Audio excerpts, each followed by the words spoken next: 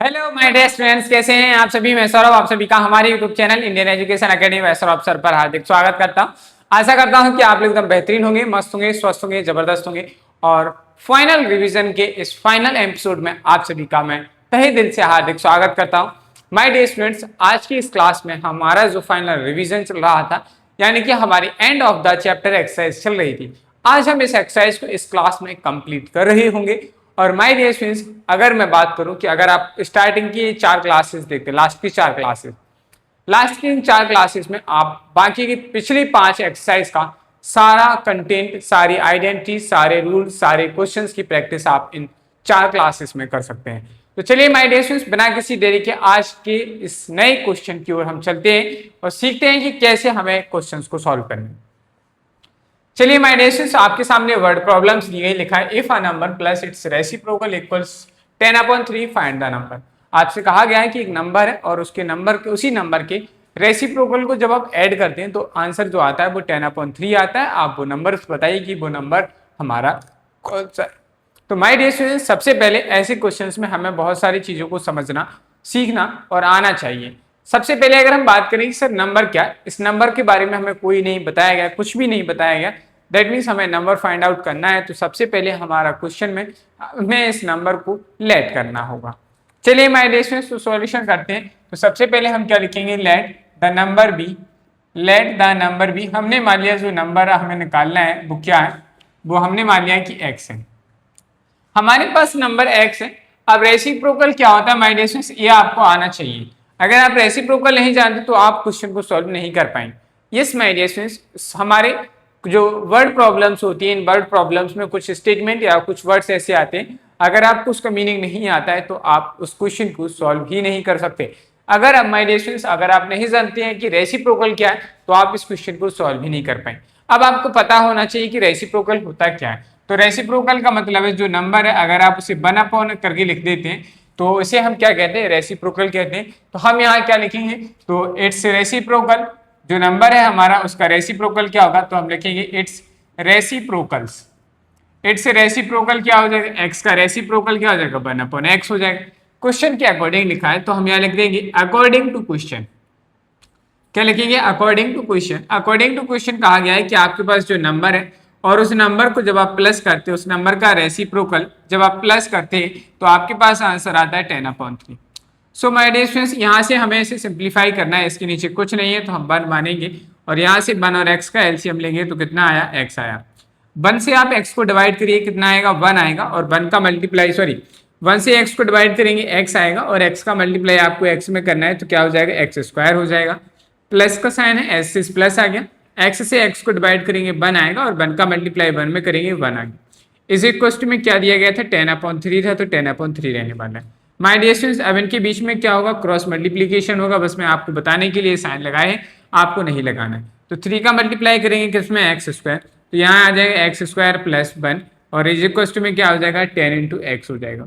चलिए my dear students, इस 3 का इस ब्रैकेट के अंदर मल्टीप्लाई करेंगे तो क्या हो जाएगा, 3x² प्लस का 3 इज इक्वल टू कितना हो गया, 10x।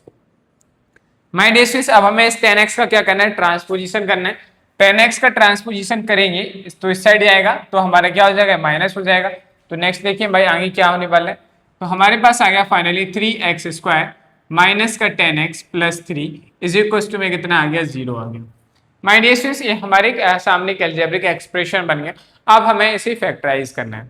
क्या करना है माय डियर स्टूडेंट्स, फैक्टराइज करना है। फैक्टराइज करना है तो बताइए माय डियर स्टूडेंट्स कि हमारा क्वेश्चन कैसे सिंप्लीफाई होगा। अब हमें इसे फैक्टराइज करना है, फैक्टराइज करेंगे तो कैसे करिए बताइए।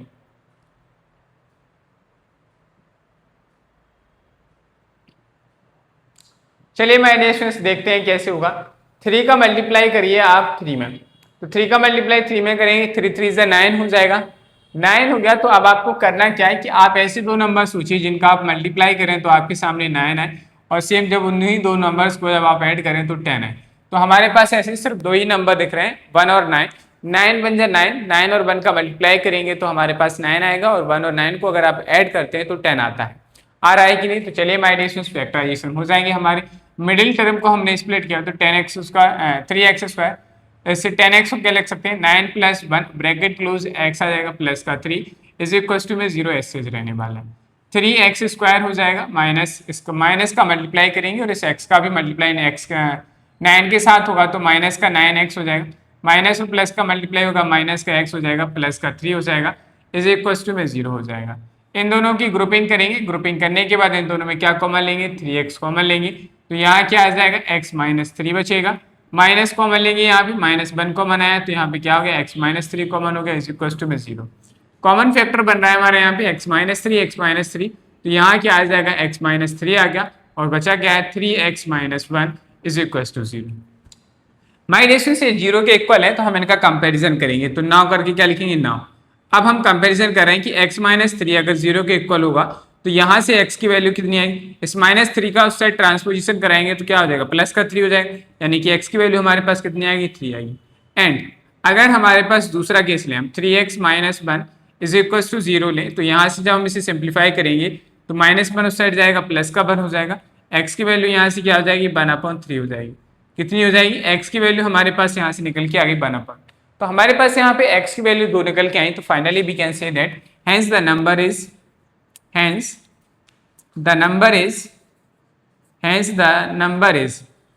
हम कह सकते हैं कि हमारे पास जो नंबर है वो नंबर इज 3 और 1/3, या तो 3 है या तो 1/3 है, इसके अलावा और कोई नंबर नहीं है।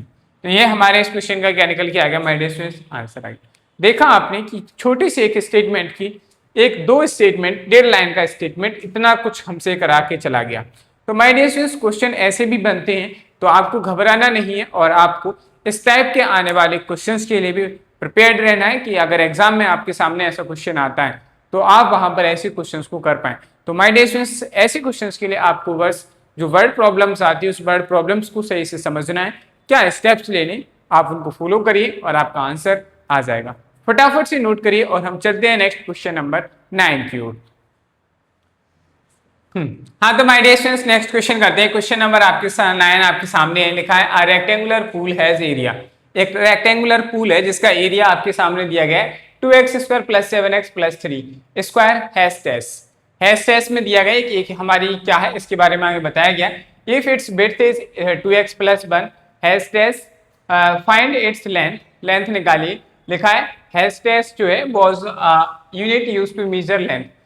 हैश टैश क्या है, हैश टैश जो है एक मेजरमेंट की यूनिट है जो लेंथ मेजर करने के लिए यूज की जाती है। तो आपको इससे घबराना नहीं कि हैश टैश क्या है, आप तो ये समझिए कि जैसे हमारे मीटर होता है, सेंटीमीटर होता है, सेम इसी तरीके से एक मेजरमेंट की यूनिट है। चलिए माय डियर स्टूडेंट्स एरिया दिया है, विड्थ दी गई है, हमें निकालना क्या है, लेंथ निकालना है। तो हम इस क्वेश्चन को तभी सॉल्व कर पाएंगे जब आपको एक फॉर्मूला आता हो। क्या आपको पता होना चाहिए कि एरिया ऑफ रेक्टेंगल क्या होता है, आप जानते हैं लेंथ इंटू ब्रेथ होता है या विड्थ होता है, तो हम उसे लिखेंगे और उसी फॉर्मूले की हेल्प से जाके इस क्वेश्चन को सॉल्व कर पाएंगे। अगर इस क्वेश्चन में हमें मान लीजिए एरिया ऑफ रेक्टेंगल का फॉर्मूला नहीं आता है, that's why we can not solve this question, हम इस क्वेश्चन को सॉल्व नहीं कर सकते। तो चलिए माय डियर स्टूडेंट्स सब कुछ आसान है और लैंग्वेज को क्वेश्चन को पढ़ने से हमें जो चीज समझ में पता चली है उसको हम मेंशन करेंगे। तो गिवन करके लिखेंगे, given width of rectangular pool, क्या लिखेंगे, विड्थ ऑफ रेक्टेंगुलर पूल, जो रेक्टेंगुलर पूल है उसकी विड्थ कितनी है, तो आपको दी गई है 2x + 1, यहां लिख दीजिए हैश टैश, ठीक है। तो लिखेंगे हम क्या, यहाँ पे आप लेट कर लीजिए, लेट द, या अगर आप लेट करना चाहें तो ठीक है, नहीं करना चाहते तो मेरे हिसाब से लेट कर लीजिए। लेट द लेंथ भी हमने लिख दिया, जो लेट करे लेंथ है। अब ये अंडरस्टूड है कि रेक्टेंगुलर पूल की बात चले। लेट द लेंथ भी हमने मान लिया जो लेंथ है वो हमारी एल है, क्या है, स्मॉल एल है। सो हम क्या लिखेंगे, क्या एरिया ऑफ रेक्टेंगल, क्वेश्चन में दिया गया हमें क्या, area of rectangular pool, area of rectangular pool क्या दिया गया, तो क्या होता है लेंथ इंटू बिट्स कर देंगे। तो चलिए माय डियर स्टूडेंट्स एरिया कितना दिया गया है, क्वेश्चन के अकॉर्डिंग दिया गया है 2x² + 7x + 3 is equal to में क्या आ जाएगा, लेंथ कितनी दी गई है, l माना हमने, ब्रेथ कितनी दी गई है, विड्थ 2x + 1, हमें माय डियर स्टूडेंट्स एल की वैल्यू निकालनी है, तो इसको हमें ट्रांसपोजिशन कराना होगा। जब इसका ट्रांसपोजिशन होगा x square plus 7x plus 3। अब भाई देखो ये यहाँ से मल्टीप्लाई में लिखा है, मल्टीप्लाई में लिखा है, जब ये यहाँ से हटेगा तो माय डियर स्टूडेंट्स ये यहाँ डिवाइड में आएगा, तो डिवाइडेड बाय हम क्या लिख देंगे 2x plus 1 is equal to में क्या आ गया एल। अब माय डियर स्टूडेंट्स हमें यहाँ से दूसरा फैक्टर निकालना है, तो हमारे पास मैंने आपको एक ट्रिक भी बताई थी, अगर याद है, नहीं याद है तो कोई बात नहीं, आपको सिंपली क्या करना है, तो सबसे पहला तरीका ये हमारा है कि आपको इस मिडिल टर्म को स्प्लिट करके इसे ब्रेक करना है। 2 का मल्टीप्लाई 3 में करेंगे, 2 3 6 हुआ। आप ऐसे दो नंबर सोचिए जिनका मल्टीप्लाई करें तो 6 आए और ऐड करने पे 7 है, तो 6 बन जाए 6 और 6 में 1 ऐड करेंगे 7 हो रहा है। तो इसके हम क्या करेंगे, फैक्टराइजेशन करेंगे। 2x स्क्वायर प्लस 7x को क्या लिख सकते हैं हम 6x प्लस x प्लस का 3 और इसको एक साइड ब्रैकेट में लिख लीजिए। यहाँ डिवाइडेड बाय क्या आ जाएगा हमारा 2x प्लस 1 एस्टेज रहने वाला इज इक्वल टू एल। इसे सिंप्लीफाई करिए माय डियर स्टूडेंट्स, कॉमन लेंगे, कॉमन लेंगे तो यहाँ से क्या कॉमन आया 2x कॉमन आया, बचा कितना है यहाँ पे x प्लस 2x कॉमन लिया यहाँ से तो कितना बचेगा 3 अकेला, प्लस यहाँ से क्या कॉमन आ रहा है 1 कॉमन आ रहा है, यहाँ क्या हो जाएगा x प्लस 3 हो जाएगा। चलिए माय डियर स्टूडेंट्स डिवाइड के बाद हमारा ये वाला पार्ट एस्टेज रहने वाला है 2x plus 1 is equal to में एल एस्टेज रहने वाला है। माय डियर स्टूडेंट्स इसके फैक्टर करेंगे, फैक्टर करेंगे कॉमन फैक्टर लेंगे तो हमारे पास क्या आ गया x प्लस 3, नेक्स्ट ब्रैकेट में क्या आ जाएगा 2x प्लस 1 और अपॉन में क्या आ जाएगा 2x प्लस 1, डिवाइड के साइन को हटा के मैंने अपॉन में लिख दिया ये इज इक्वल टू में एल। 2x प्लस 1 से 2x प्लस 1 कैंसिल आउट हो गया। फाइनली हमारे पास जो एल की वैल्यू आ गई वो कितनी आ गई x प्लस 3 आ गई, यानी हमारे पास जो लेंथ थी वो कितनी निकल के आ गई x प्लस 3 लेंथ निकल के आ गई। तो बताइए पहले आप लोगों को ये नीचे दिख रहा है कि नहीं यहाँ पर। देखिए भाई एक बार ये वाला स्टेप फिर से समझ लीजिए, यहाँ से क्या किया x प्लस 3 कॉमन आया तो x प्लस 3 लिख लिया, नेक्स्ट ब्रैकेट में क्या जाएगा 2x प्लस का 1 आ गया, 2x प्लस 1 से 2x प्लस 1 को कैंसिल आउट कर दिया। फाइनली हमारे पास एल की वैल्यू कितनी आ गई x प्लस 3 आ गई, तो एल की वैल्यू x प्लस 3 आ गई। तो फाइनली हम क्या कह देंगे हैंस करके, हैंस यही हमसे पूछा गया था, hence the length of, hence the length of rectangular, hence the length of rectangular pool is कितनी निकल के आई x प्लस 3, तो हम यहाँ लिख देंगे x प्लस 3 हैश डैश। ये हमारे क्वेश्चन का क्या गया फाइनल आंसर। अब माय डियर स्टूडेंट्स यहाँ से आपके पास ये हमने सब कुछ किया, अगर आपको मान लीजिए कोई शॉर्टकट ट्रिक नहीं आती तो आप प्रॉपर इस मेथड से करेंगे आपका आंसर आ जाएगा। लेकिन माय डियर स्टूडेंट्स मैंने आपको इसके लिए एक ट्रिक बताई थी, उस ट्रिक को समझ लीजिए कि अगर आपके पास एक अलजेब्रिक एक्सप्रेशन दिया गया है और आपसे कहा गया है कि आप उसका दूसरा फैक्टर निकालिए, तो आप कैसे निकालेंगे और वो मैं आपको बताना चाहता हूँ। तो देखो भाई एक अलजेब्रिक एक्सप्रेशन दिया गया था हमें 2x square plus 7x plus 3 और आपके पास इसका एक फैक्टर है 2x प्लस 1। तो माय डियर स्टूडेंट्स बस कुछ नहीं करना है आपको, जो x वाला कोफिशिएंट है यहाँ पहले फैक्टर का, इससे आप x स्क्वायर वाले कोफिशिएंट को डिवाइड करिए, 2x स्क्वायर को 2x से डिवाइड करेंगे तो 2 से 2 कैंसिल हो जाएगा, एक x से x कैंसिल हो जाएगी, बचा कितना सिर्फ हमारे पास एक x बची, कितना बचेगा हमारे पास जो सिंप्लीफाई करने के बाद बचा है वो कितना बचा एक x। यहाँ क्या है कांस्टेंट टर्म 3, यहाँ इसका कांस्टेंट टर्म क्या है 1, 3 से 1 को डिवाइड करो कितना आएगा 3 आ रहा, ये प्लस का 3 आ रहा है, तो फाइनल में हमारे पास जो नेक्स्ट फैक्टर होगा वो x प्लस 3 होगा, ये हमारा नेक्स्ट फैक्टर निकल गया। तो एक दूसरा फैक्टर निकालने का हमारा ये भी मेथड होता है, शॉर्टकट ट्रिक है।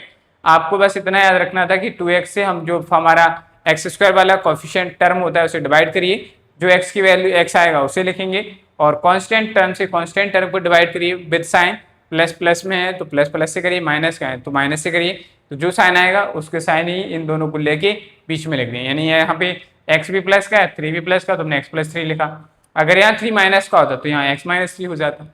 इस तरीके से भी हम क्या कर सकते हैं, एक अलजेब्रिक एक्सप्रेशन जो हमें दिया है उसका एक फैक्टर दिया है तो हम सेकंड फैक्टर निकाल सकते हैं।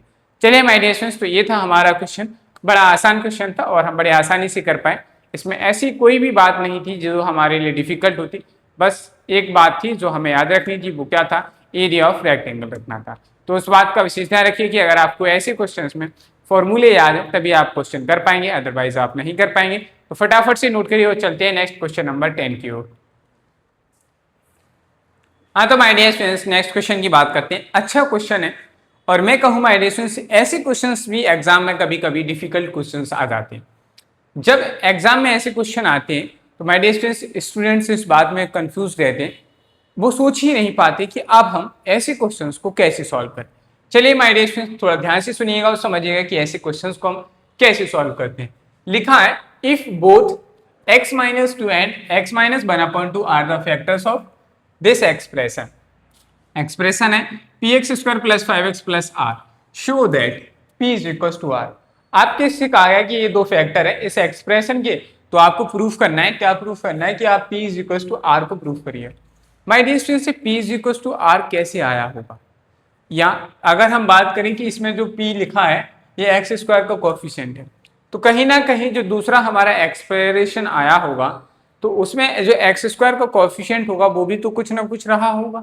आपने कहा सर हाँ कोफिशिएंट इक्वल है एक दूसरे के, तो कुछ ना कुछ भाई हमारे पास जो अलजेब्रिक एक्सप्रेशन दिया गया है इसमें एक्स स्क्वायर का कोफिशिएंट p है, तो इसका अगर हम बात करें सर तो इसका जो कोफिशिएंट है और इनका जो फैक्टर आए हैं, इनका फैक्टर का जो प्रोडक्ट आया होगा उसमें जो एक्स स्क्वायर होगा उस एक्स स्क्वायर में भी वहां पर कुछ ना कुछ कोफिशिएंट रहा होगा, तभी तो जाके हमारा दोनों नंबर्स का जो कोफिशिएंट है एक्स स्क्वायर वाले वेरिएबल का जो कोफिशिएंट है एक दूसरे के इक्वल होगा। आपने कहा सर ये बात तो समझ में आई, ठीक है, लेकिन सर आप ये बात क्यों बता रहे हैं, इससे हमें क्या समझने को मिलेगा और हमें ऐसे क्या करने को मिलेगा। तो माय डियर स्टूडेंट्स, मैं इसलिए बात बता रहा हूँ कि क्वेश्चन में हमें सिर्फ तीन चीजें पता है, दो फैक्टर जो कि उसी एक्सप्रेशन के दिए गए और एक एक्सप्रेशन। हमारे पास इन तीनों की हेल्प से ही हमें इस क्वेश्चन को सॉल्व करना है। अगर बताओ माय डियर स्टूडेंट्स, मैं कहूँ कि ये अलजेब्रिक एक्सप्रेशन दिया गया है, इसकी ये दोनों फैक्टर हैं, तो माय डियर स्टूडेंट्स अगर ये दोनों फैक्टर हैं इसके, तो जब हम इन दोनों का मल्टीप्लाई करेंगे यानी कि इन दोनों का प्रोडक्ट निकालेंगे तो इन दोनों का प्रोडक्ट इस अलजेब्रिक एक्सप्रेशन के इक्वल होगा, होगा कि नहीं। ये बात तो समझ में आ रही ना भाई। अभी हमने एक क्वेश्चन किया था, क्या था, 2x square plus 7x plus 3 और इसके दो फैक्टर निकले थे हमारे पास, क्या निकला था 2x प्लस 1 और एक निकला था x plus 3। My dear students, अगर ये अलजेब्रिक अगर ये दोनों फैक्टर इस अलजेब्रिक एक्सप्रेशन के फैक्टर है तो आप इन दोनों का जब प्रोडक्ट निकालेंगे मल्टीप्लाई करेंगे तो आंसर इतना ही आएगा। तो हम कह सकते हैं सीधी सीधी बात से कि सर आप चाहे जो हमारे अलजेब्रिक एक्सप्रेशन है इसे और इक्वल में आप इसके दोनों फैक्टर का प्रोडक्ट लिखेंगे तो दोनों इक्वल ही आएंगे। इक्वल तो चीजें तभी होती है जब दोनों इक्वल सेम सेम आए, तो तभी जाके मैंने इक्वल कहेंगे। अगर माय डियर स्टूडेंट्स हमें p की वैल्यू निकालनी है कि कोफिशिएंट p को हमें r के इक्वल प्रूफ करना है, तो कहीं ना कहीं माय डियर स्टूडेंट्स हमें इस बात को यूज करना होगा कि हमारे पास जो अलजेब्रिक एक्सप्रेशन था इसके जो फैक्टर आए उनका प्रोडक्ट भी इस अलजेब्रिक एक्सप्रेशन के इक्वल होगा। लेकिन माय डियर स्टूडेंट्स यहाँ p स्क्वायर का कुछ एक्स स्क्वायर का कुछ कोफिशिएंट है, तो सिंपल सी बात है माय डियर स्टूडेंट्स, इन दोनों का प्रोडक्ट करेंगे तो एक्स स्क्वायर जो आएगा उसका भी कुछ कोफिशिएंट रहेगा। तो माय डियर स्टूडेंट्स हमें करना क्या है, कैसे करेंगे, अब इस बात पे शुरुआत करते हैं। तो चलिए माय डियर स्टूडेंट्स सबसे पहले हम यही लिखेंगे, क्या लिखेंगे, हमें ये समझ में आ गया है तो हम सॉल्यूशन में कहेंगे सिंस, क्या कहेंगे, since x minus 2 and x minus 2 and x minus 1/2 are the factors of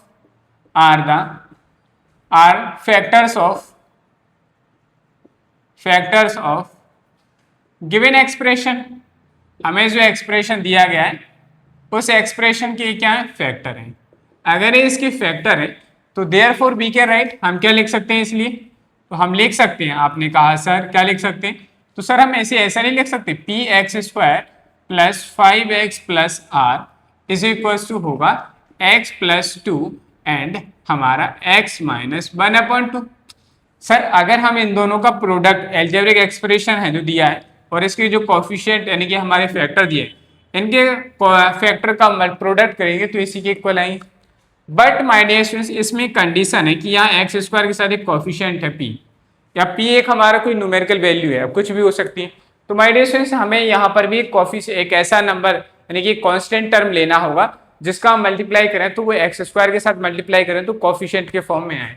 तो माय डियर स्टूडेंट्स हमने मान लिया कि वो हमारे पास कोफिशिएंट जो है वो हमारे पास k है। आप यहाँ कोई भी वेरिएबल ले सकते हैं, ठीक है, तो हमने मान लिया जो कोफिशिएंट है वो k है। तो चलिए माय डियर स्टूडेंट्स इस वाले पार्ट से तो अभी हम कुछ छेड़खानी नहीं कर सकते, इसे आप ऐसे लिखते चलिए p x square plus 5x plus r is equal to, यहाँ पहले हम इन दोनों का मल्टीप्लाई करेंगे फिर के से बातचीत करेंगे। तो के को अभी ऐसे लिखा रहने दीजिए, करली ब्रैकेट में x का मल्टीप्लाई कैसे करते हैं। चलिए माय डियर स्टूडेंट्स, आज हम सीख रहे हैं, आज हम नया क्या सीख रहे हैं उसके बारे में बात करें। आज हम जो नया सीख रहे हैं वो सीख रहे हैं कि कैसे आप दो फैक्टर्स को मल्टीप्लाई करते हैं, या हम कह सकते हैं कैसे आप दो अलजेब्रिक एक्सप्रेशन का प्रोडक्ट निकालते हैं। चलिए माय डियर स्टूडेंट्स, तो सबसे पहले हम क्या करेंगे, इस x का मल्टीप्लाई करेंगे इस पूरे पार्ट में। तो आप लिख लीजिए जिससे कि आप गलती ना करें, x minus 1/2।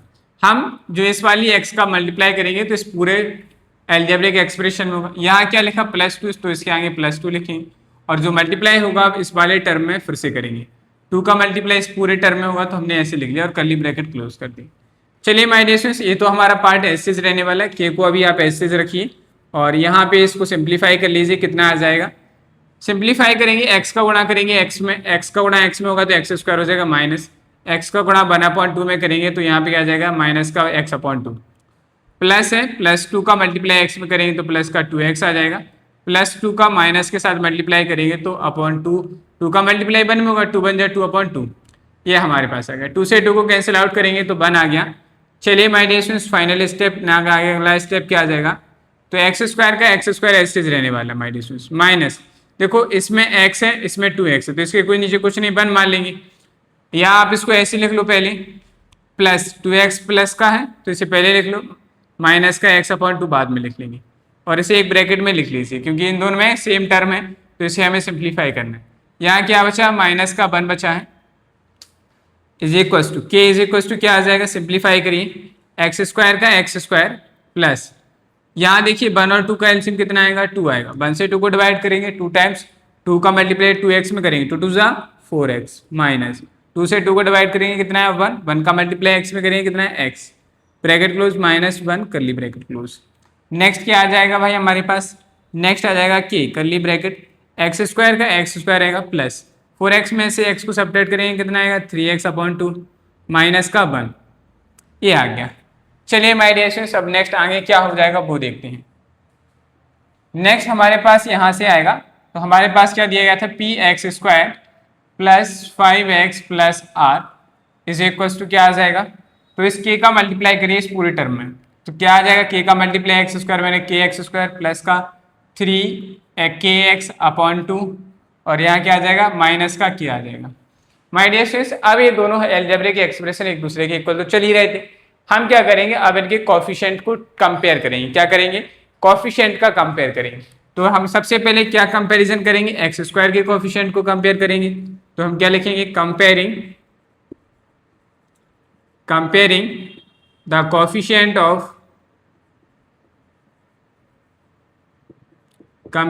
Coefficient of x², both sides, दोनों साइड्स के x² के कोफिशिएंट को कंपैरिजन कर रहे हैं। दोनों साइड के x² का कोफिशिएंट यहाँ क्या है k, और यहाँ क्या है p, तो p इज इक्वल टू क्या आ जाएगा, k आ जाएगा। तो दोनों ही x² के भाई, जब दो अलजेब्रिक एक्सप्रेशन एक दूसरे के इक्वल हैं तो उनके x करस्पॉन्डिंग जो हमारे वेरिएबल्स होते हैं, करस्पॉन्डिंग वेरिएबल्स के कोफिशिएंट भी एक दूसरे के इक्वल होते हैं। तो p का जो कोफिशिएंट है वो k के इक्वल होगा कि नहीं, इसे हम इक्वेशन नंबर फर्स्ट मानेंगे। फिर ऐसे ही हमने क्या किया भाई, देखो इसमें तो है k, लेकिन हमारे पास अब हमें ये रिलेशन प्रूफ करना है, तो हमें कहीं ना कहीं कांस्टेंट टर्म के बीच में भी क्या करना होगा, कंपैरिजन करना होगा। क्या क्या करना होगा, हमें कांस्टेंट टर्म का भी कंपैरिजन करना होगा। चलिए माय डियर स्टूडेंट्स, कंपैरिजन करेंगे, तो कांस्टेंट टर्म है हमें क्या लेना है, ओनली के लेंगे। तो क्या लिखेंगे, comparing the coefficient of, comparing the constant term, comparing the constant term, compare करेंगे भाई कांस्टेंट टर्म कंपेयर करेंगे तो हमारे पास क्या आ जाएगा, k is equal to R आ जाएगा।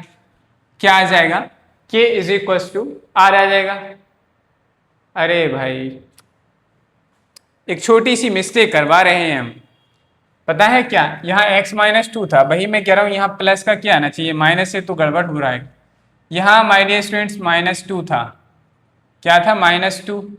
अब हमारे आंसर्स में बहुत कुछ गड़बड़ हो गई है, यहाँ पे भी क्या आएगा, -2 आएगा, यहाँ पे भी क्या आएगा, -2 आएगा, ये प्लस हो जाएगा, ये प्लस हो जाएगा, ये माइनस था तो हम क्या करेंगे,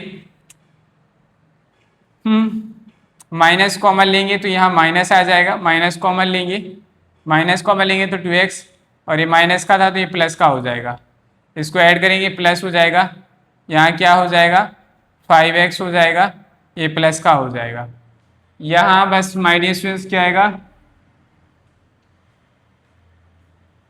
नहीं यहाँ पे माइनस था तो ये माइनस का 5x होगा, ठीक है, ये प्लस हो जाएगा, यहाँ पे जो आएगा वो आएगा माइनस का 5kx प्लस के। अब ठीक है भाई, अब कुछ नहीं, बस साइन में मिस्टेक थी क्योंकि मैंने यहाँ x प्लस ले लिया था, x -2 था, बाकी हम जैसे कर रहे थे सेम तरीके से वैसे ही करते हुए चले आए। चलिए माय डियर स्टूडेंट्स, यहाँ k = सेकंड आ गया, आर आ गया, तो ये हमारे दो इक्वेशन, हम इन दोनों को कंपेरिजन करेंगे। भैया k की वैल्यू आप यहाँ से यहाँ रख दीजिए, तो हम यहाँ ऐसे लिख सकते हैं, from equation first and second, from equation first and second, equation first and equation second, equation first और सेकंड का कंपैरिजन करेंगे तो हम कह सकते हैं कि भाई k की वैल्यू की जगह, k की जगह हम क्या रख देंगे, r रख देंगे, तो p = क्या आ जाएगा, r आ गया। यही आपको प्रूफ करना था, शो दैट करना था कि p = r है कि नहीं, p = r है, यही हमारे क्वेश्चन का क्या होगा, फाइनल आंसर है, और आप लिख देंगे हैज प्रूव्ड। ऐसे हमें माय डियर स्टूडेंट्स करना था, बड़ा आसान था, कुछ भी डिफिकल्ट नहीं था, बस आपको ये चीज़ें याद रखनी थी, बस आपको नॉलेज ये होनी चाहिए थी। अगर मैं कहूँ कि इस क्वेश्चन को सॉल्व करने के लिए एक बेसिक नॉलेज चाहिए थी, वो नॉलेज ये थी कि आपको पता होना चाहिए था कि जो एल्जेब्रिक एक्सप्रेशन है और उसके जो फैक्टर होते हैं, तो एल्जेब्रिक एक्सप्रेशन और उसके फैक्टर्स का प्रोडक्ट हमेशा इक्वल होता है। तो माय डियर स्टूडेंट्स, इसी कॉन्सेप्ट पे बेस्ड हमारा एक क्वेश्चन था और हमने इसे बड़े आसानी से किया और हमारे क्वेश्चन का आंसर फाइनली आ गया, हमने प्रूफ कर दिया। चलिए माय डियर स्टूडेंट्स, अब नेक्स्ट क्वेश्चन की ओर चलते हैं, क्वेश्चन नंबर 12, ये 10 नहीं my dear students, question number 11 था शायद। चलिए जो भी हो आप डाल लीजिएगा क्वेश्चन नंबर कौन सा था, ठीक है। चलिए नेक्स्ट क्वेश्चन की ओर चलते हैं। हाँ तो माय डियर स्टूडेंट्स, बात करते हैं नेक्स्ट क्वेश्चन की। नेक्स्ट क्वेश्चन नंबर 11 आपके सामने है, दिया गया if a + b + c = 5 and ab + bc + ca = 10, and आपसे कहा गया है देन प्रूव दैट, आपको प्रूफ करना है कि aq + bq + cq - 3abc = -25 होगा कि नहीं। चलिए माय डियर स्टूडेंट्स, बहुत अच्छा क्वेश्चन है, लेकिन मैं आपको बात बताऊं कि क्वेश्चन तो बड़ा अच्छा है, लेकिन आप स्टूडेंट हैं तो आप मिस्टेक कहाँ करेंगे ये मुझे बताना बहुत ज़रूरी है। तो माय डियर स्टूडेंट्स, सबसे पहले तो आप देखेंगे और आपके मन में जैसे ही एक सवाल आता है कि सर ये क्वेश्चन दिया गया है, हम इसे कैसे करें, तो आपने सोचा सर देखो यहाँ AQ BQ CQ - 3ABC है, तो सर हम a + b + c का होल क्यूब वाली क्वेश्चन को, आइडेंटिटी को खोल दें, तो ऐसी कोई आइडेंटिटी नहीं होती है, तो आप नहीं कर पाएंगे। दूसरा, अगर आपके मन में कोई विचार भी आया कि हम एक आइडेंटिटी लेते हैं सर a + b + c, इन दोनों को यूज करके हम सीधा क्या कर देंगे, इसका क्यूब कर दें, तो आंसर आ जाएगा, तो भी आंसर नहीं आने वाला। तो फिर माय डियर स्टूडेंट्स आंसर आएगा कैसे। माय डियर स्टूडेंट्स, सबसे पहले आपको पता होना चाहिए था कि इस फॉर्मूले का मतलब होता क्या है। मैंने आपको एक आइडेंटिटी लिखवाई थी क्या, कि AQ + BQ + CQ - 3ABC = होता है, क्या होता है बताओ भाई, नहीं पता, नहीं पता, a + b + c minus a + b + c, next bracket में a² + b² + c² माइनस का ab + bc माइनस का bc माइनस का c, यही होता है। बस माय डियर स्टूडेंट्स, हमें उसी आइडेंटिटी को यूज़ करना है और तभी जाके हम इस क्वेश्चन को सॉल्व कर पाएंगे। लेकिन एक अभी और गड़बड़ है कि हमें वो, अगर हम आइडेंटिटी यूज़ करेंगे तो क्या आंसर आ जाएगा डायरेक्ट, नहीं आएगा। क्यों, अब आप थोड़ा सोचिए कि क्यों नहीं आएगा।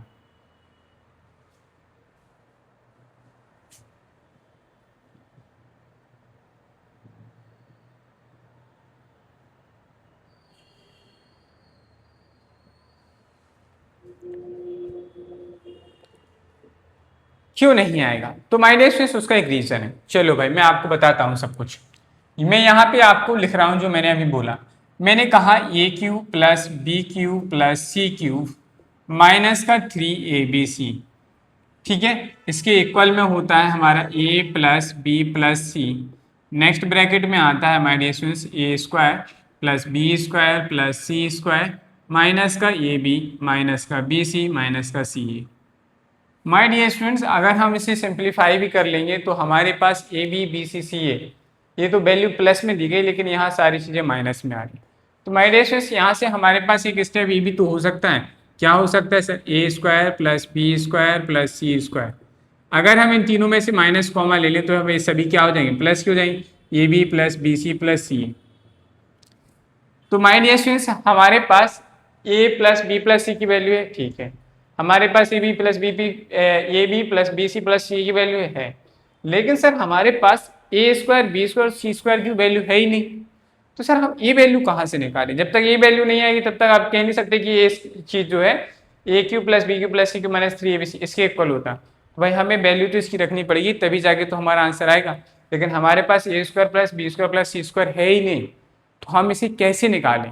तो माय डियर स्टूडेंट्स, अगर हमें ये वाला पार्ट निकालना है तो हमें इन दोनों जो गिवन है इन दोनों को यूज़ करके ही, इसकी आइडेंटिटी को यूज़ करके ही हमें ए पार्ट निकालना होगा। कैसे निकालेंगे? अब देखो यहाँ इन सभी में स्क्वायर है, तो हमें ये बात समझ में आ रही है कि सर अगर हम ए प्लस बी प्लस सी का होल स्क्वायर करें तो हम ए square B square C square निकाल सकते। तो हमारे पास A square B square C square आ जाएगा। बाकी की दो चीज़ें हमें गिवन है तो हम इसमें सब्सटीट्यूट करेंगे इस आइडेंटिटी में और हमारा फाइनल आंसर आ जाएगा। तो ये तो वो पूरा रोड मैप था कि आपको करना क्या है इस क्वेश्चन में, ये बताना था मुझे। तो मैंने आपको अभी तक ये बताया कि आपको कैसे पता चलेगा कि इस क्वेश्चन को सॉल्व कैसे करना है। तो आपने क्या कि इसकी जो वैल्यू है, आइडेंटिटी जो होती है वो ये होती है। तो इस आइडेंटिटी को हम यूज़ करेंगे तो हम आंसर निकाल पा रहेंगे। तो जब हमने इस आइडेंटिटी को यूज़ किया तो हमें पता चला कि हमारे पास A square B square C square नहीं था, तो हमें इसे फाइंड करना है। अगर ये भी हमें पता चल जाएगा तो हम क्वेश्चन का आंसर निकाल पाएंगे। चलिए माय डियर स्टूडेंट्स, सबसे पहले हमारा काम यही है कि हम ये फाइंड करें कि हमारे पास A square plus B square plus C square कैसे आएगा। तो हमने लिखा कि गिवन है, हमें क्या गिवन है? A plus B plus C is equals to हमें दिया गया है 5 एंड हमें और क्या दिया गया है? A B plus B C plus C a is equals to हमें दिया गया है 10। सो हम क्या लिखेंगे नाउ? हम जानते हैं, क्या जानते हैं? A plus B plus C का whole square is equals to क्या होता है? आपने कहा sir A square plus B square plus C square plus का 2ab प्लस का 2bc प्लस का 2ca, यही होता है। आपने कहा सर यही होता है।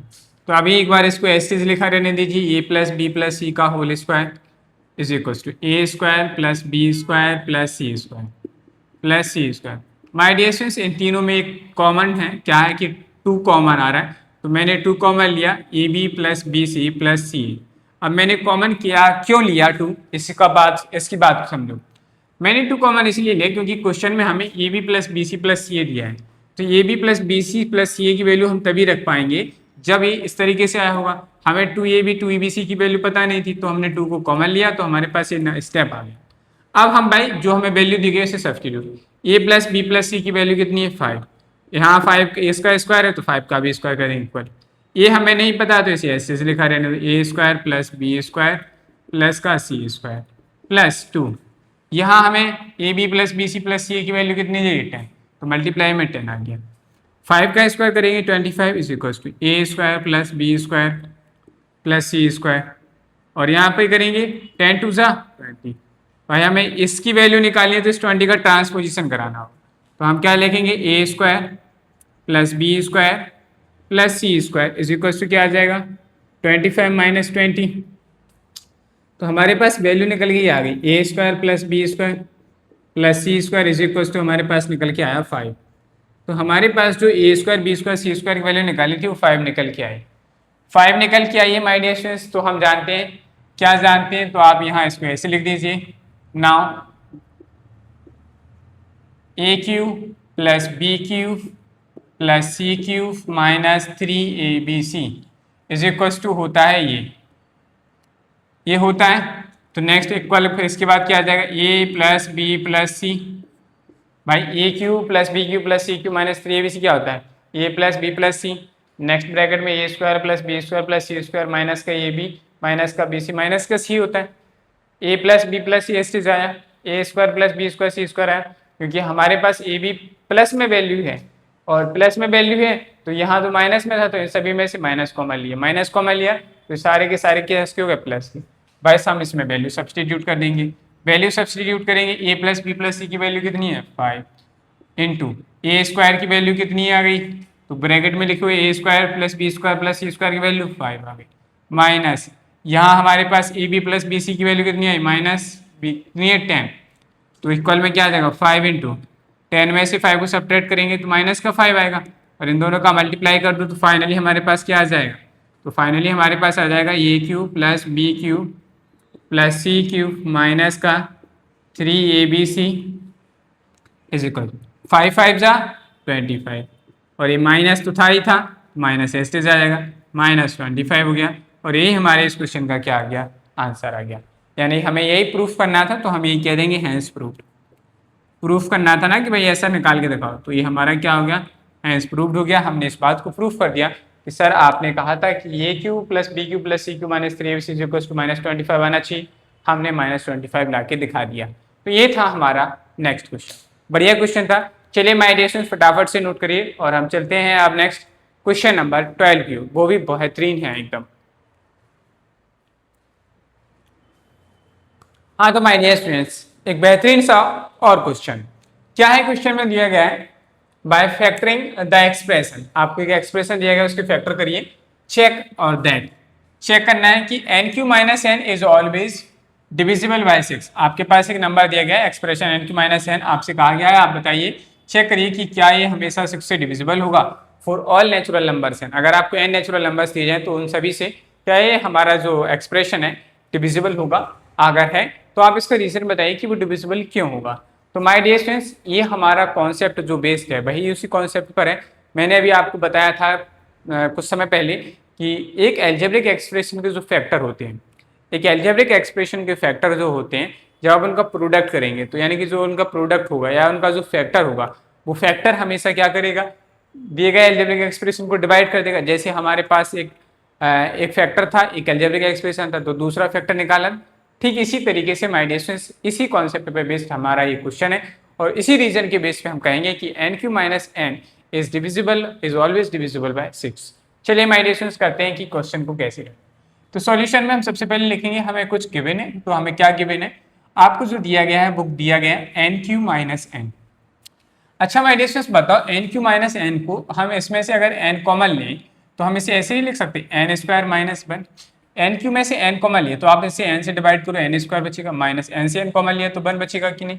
आपने कहा सर बिल्कुल, एन स्क्वायर माइनस 1 को क्या हम ऐसे नहीं लिख सकते n minus 1 and n plus 1। अरे भाई हमने पढ़ा था identity A square minus B square क्या होता है A plus B A minus B, तो उसी आइडेंटिटी की हेल्प से हमारे पास ये आ गया। माय डियर स्टूडेंट्स क्या आपको दिख नहीं रहा है ये तीनों नंबर्स क्या बता रहे हैं, अगर हमने इस ऑर्डर में अरेंज कर दें N minus 1 and comma N and next N minus 1 N और N plus 1, my dear student हमारे कॉन्जिक्यूटिव नंबर्स हैं, ये हमारे क्या निकल के आ गए consecutive numbers, 3 consecutive numbers. 3 consecutive numbers का मतलब क्या है, इसका मतलब है लगातार के 3 नंबर। जैसे मान लीजिए यहाँ पे आप n की कोई भी एक वैल्यू ले लीजिए, समझिएगा मैं क्यों समझा रहा हूँ कि कैसे, मैं इस आपको सिर्फ ये समझाना चाह रहा हूँ कि कैसे हमें पता चला कि तीनों के तीनों कॉन्जिक्यूटिव नंबर है, यानी लगातार 1 के बाद जैसे 2 आता है 2 के बाद 3 आता है तो ये कॉन्जिक्यूटिव नंबर्स कहलाते हैं ऐसे। तो हमें कैसे पता चला, एक बात को इस बात को मैं एग्जाम्पल से समझाना चाहता हूँ। n की वैल्यू आपने कहा सर n इक्वल टू ले लो, n इक्वल टू लिया हमने तो इसमें n माइनस 1 कितना होगा, तो 2 में से 1 सब्ट्रैक्ट करेंगे 1 आएगा, n की वैल्यू कितनी है 2, n की जगह 2 लिख दो, n प्लस 1 2 में 1 ऐड करेंगे 3, तो तीनों की तीनों कॉन्जिक्यूटिव नंबर है लगातार वाले, 1 के बाद 2 2 के बाद 3 3 के बाद 4 ऐसे नंबर्स होते हैं, तो हमारे हमने क्या कहते हैं कॉन्जिक्यूटिव। बेसिकली मैथमेटिक्स में माय डियर स्टूडेंट्स ये हमारा जो पैटर्न होता है इसी कॉन्जिक्यूटिव 3 कॉन्जिक्यूटिव नंबर्स का ही पैटर्न है ये, तो इसीलिए मुझे पहचान में आ गया कि ये हमारा वही ऑर्डर बन। चलो माय डियर ये बात तो समझ में आई कि सर ये जो है हमारा n माइनस 1 n और n प्लस 1 का है, तो हम क्या कह सकते हैं हेंस, हम क्या कह सकते हैं देयरफॉर हम कह सकते हैं इसलिए therefore n Q minus n is the product of 3 consecutive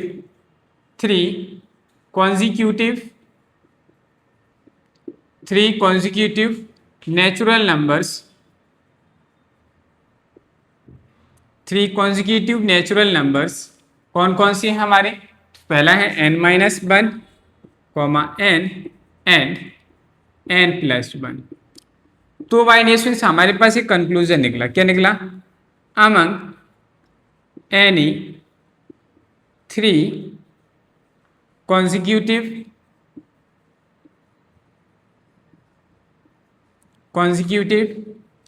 natural numbers. भाई हमारे पास बहुत सारे नंबर्स हैं नेचुरल नंबर्स, तो हमने मान लिया कोई भी जो नेचुरल नंबर्स होंगे उनमें से हमारे पास क्या क्या कंक्लूजन है। भाई हमारे पास 3 नेचुरल नंबर है, देखिएगा मैंने, सुनिएगा समझिएगा।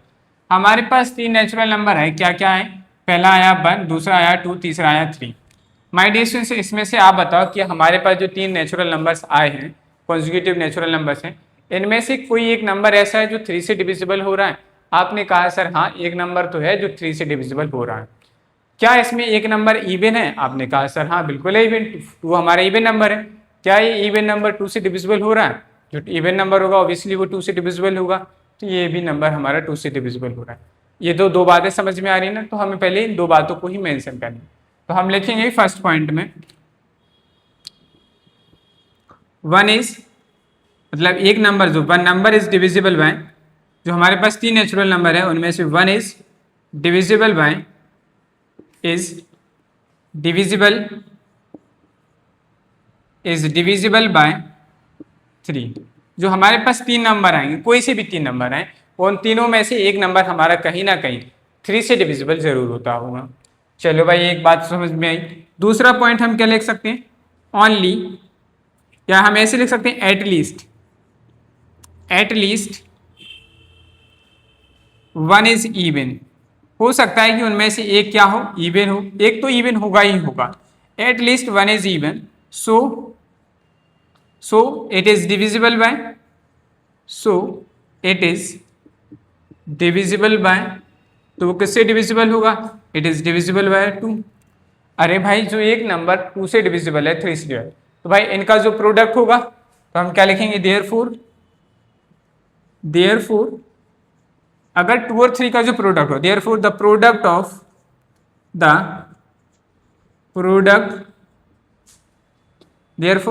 The product is divisible by, किससे डिविजिबल होगा बताओ भाई? तो भाई इनका प्रोडक्ट है, भाई इनका जब गुणा करेंगे तो 3 2 6, 6 का मल्टीप्लाई 1 में करेंगे 6 हो जाएगा। तो अगर ये 6 आ रहा है तो माय डियर स्टूडेंट्स बताओ कि वो हम नंबर जो है वो 6 से डिविजिबल होगा कि नहीं? अगर ये 6 आया है एल्जेब्रिक एक्सप्रेशन का, तो इसमें जो हमारा एक नंबर डिवाइड होगा, यानी कि जो हमारा एल्जेब्रिक एक्सप्रेशन, भाई इन दोनों को सभी को मिलाया तो हमारे पास क्या निकल के आया? 6 आया। तो ये 6 जो निकल के आएगा, क्या ये 6 से डिवाइड नहीं होगा? बिल्कुल हो रहा कि नहीं हो रहा? हाँ भाई सर आप तो सही कह रहे हैं कि ये तो 6 से डिवाइड हो जाएगा। अगर ये 6 से डिवाइड हो जाएगा माय डियर स्टूडेंट, तो बताओ कि हमारे पास जो NQ-N लिखा था ये भी तो इन्हीं से मिलके बना है। तो अगर ये 6 इनमें से कहीं ना कहीं कोई भी नंबर आएगा तो वो 6 से तो डिवाइड होगा ही। अगर ये 6 से नंबर डिवाइड है, इसका मतलब दिया गया एल्जेब्रिक एक्सप्रेशन भी हमारा 6 से डिविजिबल है, यानी कि हमारा जो एल्जेब्रिक एक्सप्रेशन है वो भी किससे डिवाइड होगा? 6 से डिवाइड होगा। अब देखो भाई मैं आपको एक और एग्जाम्पल से समझाना चाहूँगा इस बात को।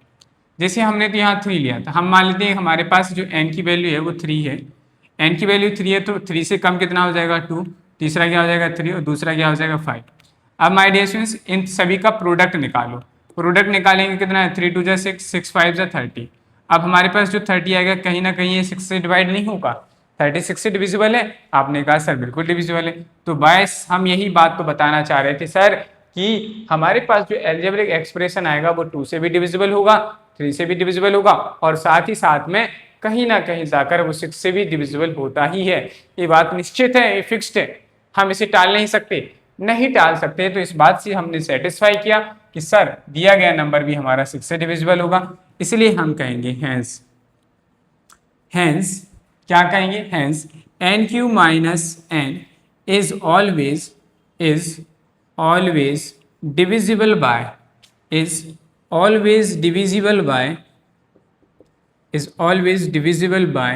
6। इसीलिए वो नंबर हमेशा क्या होगा? 6 से डिवाइड होगा। For all natural number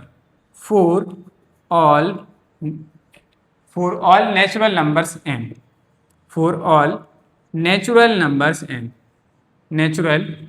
N, numbers n. तो जितने भी नंबर्स होंगे उन सभी नंबर्स के लिए वो नंबर हमारा, यानी कि इस फॉर्म में जो नंबर आएंगे वो हमारे क्या होंगे, 6 से डिविजिबल होंगे। बस माय डियर स्टूडेंट्स, हमें इसी बात को प्रूफ करना था और हमने इस बात को सेटिस्फाई भी कर दिया। तो चलिए फट समझ आशा करता हूँ कि आपको ये क्वेश्चन समझ आया होगा। बढ़िया क्वेश्चन था, अच्छा क्वेश्चन था। और मैं बात करूँ, ये लॉजिकल क्वेश्चन है। लॉजिकल क्वेश्चंस कभी कभी डिफिकल्ट लेवल को मेंटेन करने के लिए एक आध क्वेश्चन जरूर देते थे। तो बढ़िया क्वेश्चन था माय डियर स्टूडेंट्स, हमारे हिसाब से तो बहुत इंपॉर्टेंट क्वेश्चन है। तो बढ़िया क्वेश्चन है माय डियर स्टूडेंट्स। चलिए फटाफट से नोट करिए और हम अपनी आज की इस क्लास की और इस चैप्टर के लास्ट क्वेश्चन पे पहुंच चुके हैं, क्वेश्चन नंबर 13। हाँ तो माय डियर स्टूडेंट्स, बात करते हैं हमारी इस क्लास की और इस चैप्टर के लास्ट क्वेश्चन की ओर। फाइनली आप लोगों को इस क्वेश्चन को देख के बड़ा सुकून महसूस हुआ होगा। क्यों? क्योंकि अभी तक हम कुछ ज़्यादा ही डेंजरस क्वेश्चंस पढ़ रहे थे, लेकिन ये क्वेश्चन काफ़ी अच्छा है। कुछ तो कह रहे हैं सर हमें तो इसे भी देख के डर लग रहा है, आप कह रहे हो हमको सुकून मिला। चलिए माय डियर स्टूडेंट्स, ये भी अच्छे क्वेश्चन है, बट कह सकते हैं पिछले क्वेश्चंस के कंपैरिजन में कम खतरनाक। चलिए माय डियर स्टूडेंट्स, बात करते हैं find the value of x q plus y q minus 12x plus 64। आपको इसकी वैल्यू निकालनी है, जो पार्ट दिया गया है।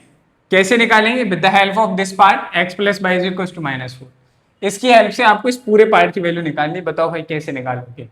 दूसरे पार्ट में भी सेम इसी तरीके से कहा गया, आपको इतने पार्ट की वैल्यू निकालनी with the help of this x is equal to 2y plus 6। बताओ भाई कैसे निकालोगे? चलिए बड़ा आसान है, समझिएगा। सॉल्यूशन, हमें सब कुछ दिया गया है तो सबसे पहले हमें जो कंडीशन गिवन है, फर्स्ट पार्ट को सॉल्व कर रहे हैं। गिवन है हमें x plus y is equal to -4। देखो माइनस यहाँ एक्स क्यू बाई क्यू आ रहा है, हमें ये बात तो समझ में आ गई कि हमें एक अकेला इंफॉर्मेशन दी गई है x प्लस बाई, तो हमें कुछ नहीं करना है। इसमें q लिखा है तो आप यहाँ इसका क्यूब कर दीजिए, यहाँ स्क्वायर लिखा होता है तो हम इसका स्क्वायर कर देते हैं। समझ में आई बात? That's it. तो यहाँ क्यूब है तो हम इसका क्या करेंगे, क्यूब करेंगे। तो क्या लिखेंगे, क्यूब कर रहे हैं तो लिखेंगे हमारा नेक्स्ट स्टेप क्या जाएगा, x प्लस बाई का क्यूब इज इक्वल टू -4 का क्यूब। बच्चे यहाँ अक्सर गलतियां कर देते, जब वो क्यूब करते हैं तो आधे से ज्यादा बच्चे ऐसे लिख देंगे x का क्यूब प्लस बाई का क्यूब इज इक्वल टू में -4 का क्यूब इज इक्वल टू में -4 का क्यूब। ऐसा मत किया करो, ये गलत है। अगर आप ऐसी करने के बारे में सोच रहे हैं तो मत किया करो, ये गलत है। ठीक है,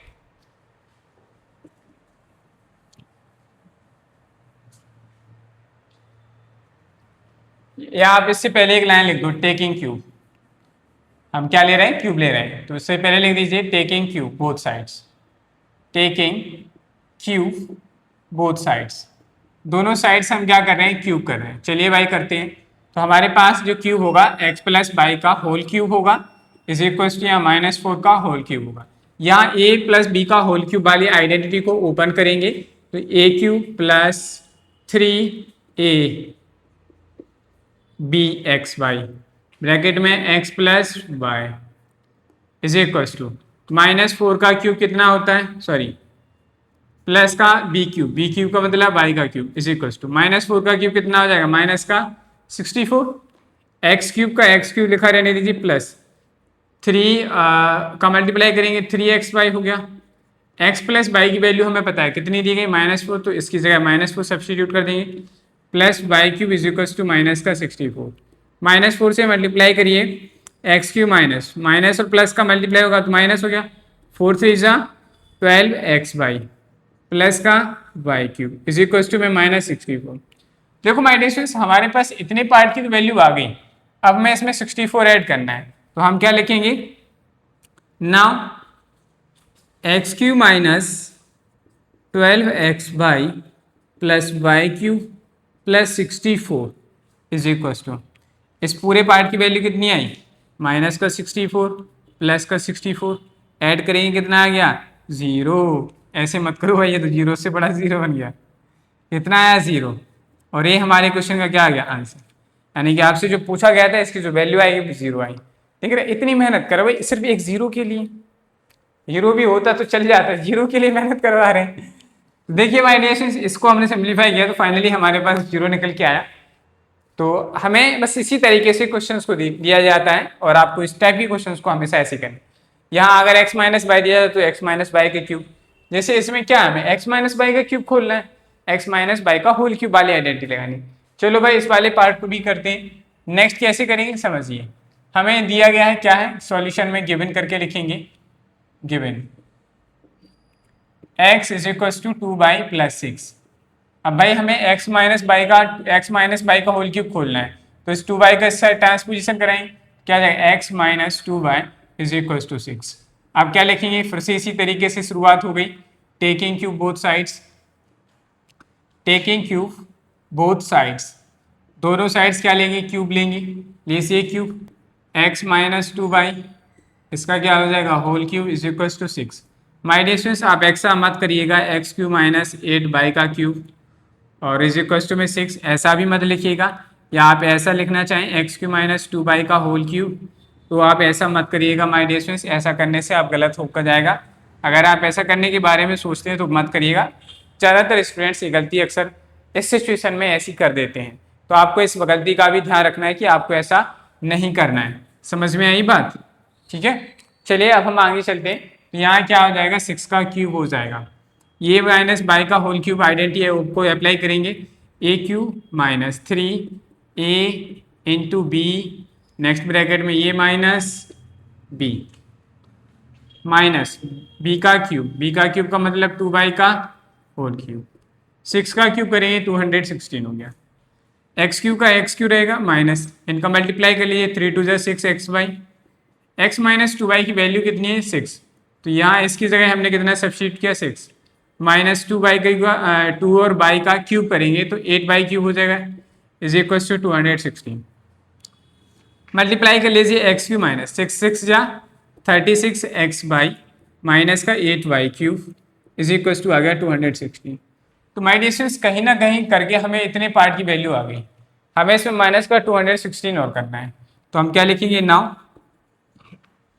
x cube minus 36 x/, minus 8y cube minus का 216 इज इक्वल टू, इस पूरे पार्ट की वैल्यू कितनी देगी हमें, प्लस का 216 माइनस कर देंगे 216, अरे भाई इसका आंसर भी 0 आ गया, चलो कोई बात नहीं, तो अच्छी बात है 0 आया। हमने आज कितने 0 खोजे, आज हमने भी 0 का इन्वेंशन कर लिया, और कितने 0 का इन्वेंशन किया 2, हमने 2 0 आज इन्वेंट कर लिए, वी आर इन्वेंटर, ओके। चलिए माय डियर स्टूडेंट्स, तो ये था हमारा क्वेश्चन, और फाइनली हमारी एक्सरसाइज चैप्टर सब कुछ आज कंप्लीट हो गया, और माय डियर स्टूडेंट्स हम नेक्स्ट चैप्टर पे पहुंच चुके हैं। नेक्स्ट चैप्टर है हमारा lesson 5। My dear students lesson 5 हमारी ज्योमेट्री का है, और इस लेसन में बाकी ही बहुत कुछ सीखने लायक है। क्लास 9th का इस ज्योमेट्री का पहला चैप्टर क्लास 10th की ज्योमेट्री के लिए पूरा बेस बनेगा। अगर माय डियर स्टूडेंट्स हमें क्लास 10th में ज्योमेट्री को बेहतरीन बनाना है, तो हमें इस क्लास के 9th क्लास के ज्योमेट्री के पहले चैप्टर को बहुत ध्यान से समझकर संभल कर सीख कर चलना होगा। इसीलिए my dear students chapter number 5 जो हम स्टार्ट करेंगे, इसकी हम छोटी छोटी क्लासेस करेंगे, और एक एक दो क्वेश्चन, दो क्वेश्चन, तीन क्वेश्चन, एक दिन में 2 क्वेश्चन, मिनिमम 2 क्वेश्चन तो करेंगे ही करेंगे। इतने ही क्वेश्चंस करेंगे, और घर पे जाके आपको उनकी प्रैक्टिस भी करनी होगी, क्योंकि हमारा बेसिक तभी अच्छा बनेगा जब हम थोड़ा थोड़ा करके सीखेंगे। ऐसा नहीं कि एक ही दिन में हम आपको पूरी एक्सरसाइज खत्म करा देंगे, आपको कुछ समझ में नहीं आएगा कि क्या हुआ। एक एक दो क्वेश्चन की हेल्प से सीखेंगे। चलिए माय डियर स्टूडेंट्स, आशा करता हूं कि आज की क्लास आप लोगों को पसंद आई होगी। अगर क्लास पसंद आई है, वीडियो को लाइक करिएगा, चैनल को सब्सक्राइब करिएगा, बेल आइकन को प्रेस करिए, जिससे कि आपको हमारी आने वाली नेक्स्ट क्लासेस का नोटिफिकेशन समय पर मिलता रहे। साथ ही हमारी इन क्लासेस को अपने उन फ्रेंड्स के साथ जरूर शेयर करें जो क्लास 9th में आए हैं और न्यू NCERT की प्रिपरेशन नहीं कर रहे। उनको बताइए और उनसे कहिए कि माय डियर स्टूडेंट्स, जब आप 10th क्लास में आएंगे बोर्ड एग्जाम देने के लिए, चाहे आप यूपी बोर्ड में हो या CBSE बोर्ड में, गवर्नमेंट यही मानेगी, यानी कि जो एग्जामिनर होगा वो यही कहेगा कि भाई क्लास 9th में जो न्यू NCERT बनी है, जो लॉन्च हुई है, वो आप क्लास 9th में पढ़ चुके होंगे। और जब क्लास 10th में आए तो वो लोग यही मानेंगे कि आप 10th की जो 9th में न्यू NCERT आपने पढ़ी है, तो जो 10th का जो पेपर बनेगा, यानी कि बोर्ड एग्जाम्स में जो पेपर बनेगा, वो ये नहीं सोचेगा कि आपको न्यू NCERT पढ़ी या नहीं, वो आपको न्यू NCERT से अच्छे क्वेश्चंस होंगे, लगेगा कि हमें ये क्वेश्चंस बच्चों से पूछने चाहिए, वो बोर्ड एग्जाम में वो सारे क्वेश्चंस देगा। सो माय डियर स्टूडेंट्स, अगर आप में से जो भी स्टूडेंट्स बोर्ड एग्जाम्स अच्छे से देना चाहते हैं तो माय डियर स्टूडेंट्स वो गलती मत करिए जिससे कि आपके बोर्ड एग्जाम खराब। इसीलिए आज अभी आपके पास टाइम है कि आप क्लास 9th में रहकर ही अपनी न्यू एनसीईआरटी के सिलेबस को कंप्लीट करिए। साथ ही साथ में अगर आप में से जो भी आईआईटी जेईई की फाउंडेशन की तैयारी कर रहे हैं तो वो अपना फाउंडेशन न्यू एनसीईआरटी के साथ अच्छा बनाओ, क्योंकि इस न्यू एनसीईआरटी में कुछ चैप्टर्स ऐसे हैं जो बाकी बहुत अच्छे क्वेश्चंस हैं। और यहाँ से क्वेश्चंस मैं अगर कहूँ कि अगर आपके स्कूल में गवर्नमेंट स्टेट से बोर्ड, जो स्टेट बोर्ड है हमारे, उनसे क्वेश्चन आएगा तो न्यू एनसीईआरटी के क्वेश्चन आने लाजमी है, ये तो बात सही है। लेकिन आप बिल्कुल भी पढ़ नहीं रहे, आप आराम से बैठेंगे, अरे हमारे स्कूल वाले तो पुरानी एनसीईआरटी करवा रहे हैं, हम तो वही करेंगे। करिए, हमें कुछ नहीं, एक साल आप बर्बाद कर देंगे। इस साल 10th में आएंगे तो आपको फिर से वही करना पड़ेगा, न्यू एनसीईआरटी पढ़ें कि क्लास 10th की पढ़ें, सब कुछ गड़बड़ होता रहेगा। इसीलिए माय डियर स्टूडेंट्स, मैं सिर्फ आपको आपकी एक साल बर्बाद करने से और आपको अपनी क्लास 10th में स्कोर को अच्छा करने के लिए एक छोटी सी सलाह दे रहा था। अगर आपको सही लगता है तो आप न्यू एनसीईआरटी को ज़रूर पढ़िए, और मैं तो यही कहूँगा कि आप न्यू एनसीईआरटी ज़रूर पढ़िए। भले ही आपके एग्जाम में आया ना, इससे पर बिल्कुल इस बात पर बिल्कुल ध्यान मत दीजिए। बस आप ये ध्यान दीजिए कि आपने नया सीखा है। अगर पेपर में कुछ नया आता है न्यू एनसीईआरटी से तो आप कर पाएँ। चलिए माय डियर स्टूडेंट्स, आज के लिए इतना ही रखते हैं, मिलते हैं कल। Okay bye, tata, see you tomorrow.